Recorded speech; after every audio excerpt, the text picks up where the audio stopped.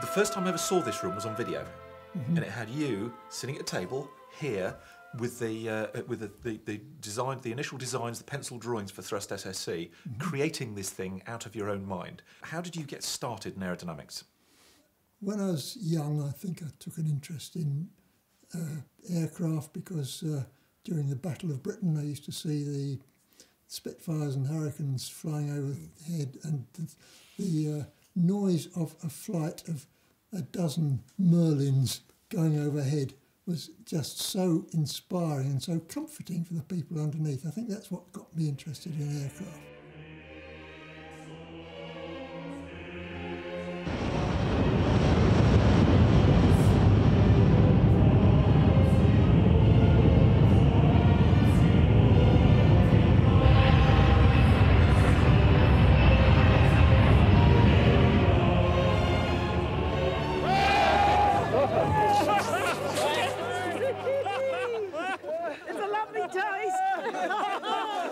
Richard Noble told me that he had planned to go supersonic, and my immediate reaction was, don't be stupid, you can't possibly do it, and I gave him a whole long list of reasons, technical reasons why you just couldn't do it. And one by one, the various objections that I made, I could find ways round, until next time I saw Richard, that slightly changed what I said. I think there might just be a vague chance of making it work, and knowing Richard, he probably said, right, we'll do it then.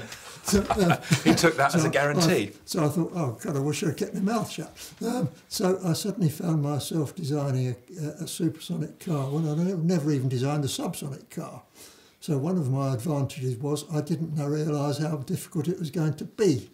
The big challenge for Thrust SSC was doing what it said on the tin, the supersonic car. How hard was it? Normally speaking, if you've got an aerodynamics problem, you put a model in a wind tunnel and find out what the forces are and check that they are the same as you had predicted theoretically. Now, to do that for a car, as we wanted to go maybe 800 miles an hour, that would need a wind tunnel with an 800 miles an hour rolling road. No such facility exists, and it would probably be even more difficult to do that than to design a car to go 800 miles an hour. So a bit of lateral thinking. If we couldn't blow air over the car, could we blast the car, or a model of the car, over a static surface and measure the forces underneath? Well, we did do that. We went to the rocket test facility at Pendine, and we produced precisely that. 3, 2, 1.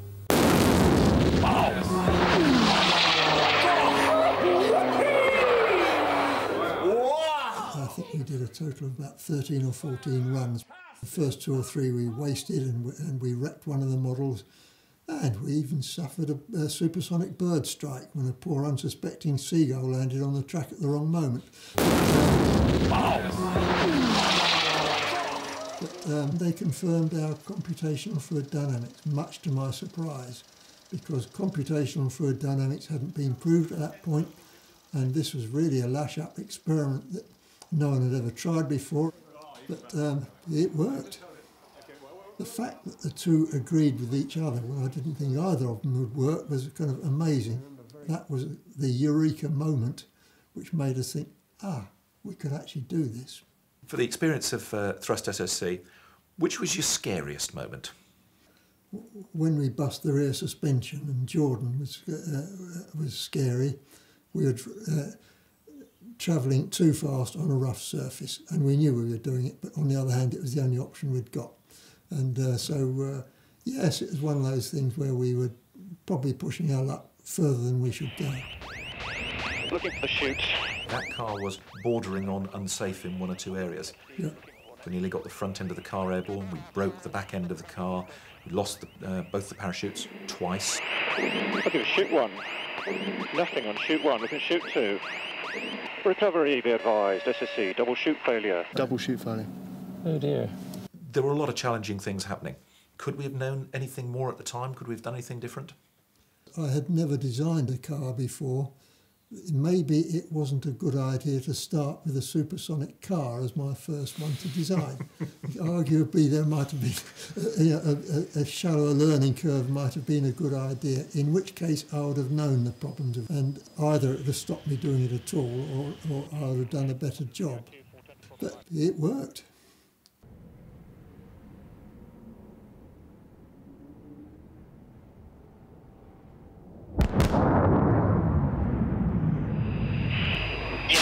We got it. Everything is going to be wonderful. 150 for brakes. But some of the team members were genuinely very nervous, and some of the people on the team actually found it very hard, actually found it hard to watch the car run, even Richard Noble. I'll tell you from a personal point of view, it scared me, it seriously scared me. I've never actually seen a land speed record car run before because I'd always been in it. And up to 5 and 650, that was fairly straightforward. But once we were up in the 700s and 750s, it seriously frightened me. I mean, the prospects of an accident there are absolutely horrendous. And frankly, I was really glad that we were able to pull it to a halt and stop it. Are we in danger of biting off more than we can chew with a 1,000-mile-an-hour target? We'd find out, won't we? We've created a new Everest. We might get there first ourselves, but maybe we might need to leave the final challenge to somebody else. Who knows?